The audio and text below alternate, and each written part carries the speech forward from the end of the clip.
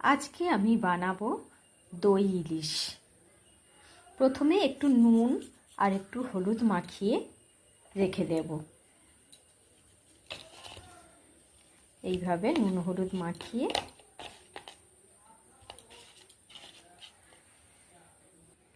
এইভাবে রেখে দেব।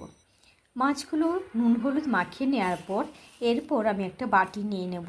বাটিতে দেখো হাফ চামচের মতো সর্ষে, সাদা সর্ষে, হাফ চামচের মতো দেখো কালো সর্ষে আর হাফ চামচের মতো পোস্ত দেখো দিয়ে আমি সামান্য জল দিয়ে এটা 10 মিনিটের মতো রেখে দেব। এবার নিয়েছি আমি 2 চামচ টক দই। এটাকে ভালো করে আমি ফেটিয়ে নেব।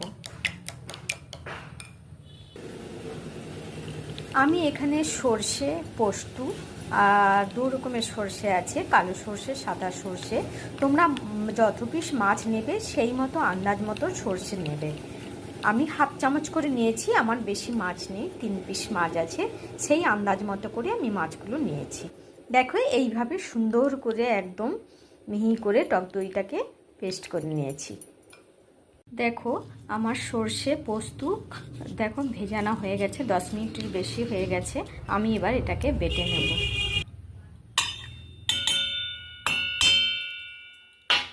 দিয়ে দেব 2 কাঁচা লঙ্কা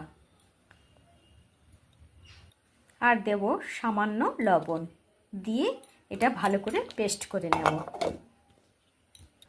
এই দেখো আমার সর্ষে পোস্ত এইভাবে পেস্ট করে নিয়েছি কত মিহি করে। এর সাথে মিশিয়ে দেব একটু হলুদ।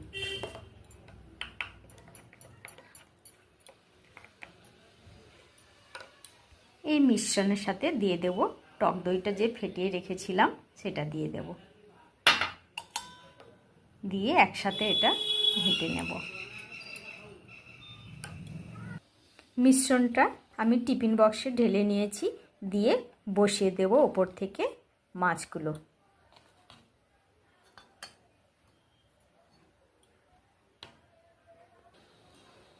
এবার ওপর থেকে দিয়ে দেব একটু সর্ষের তেল।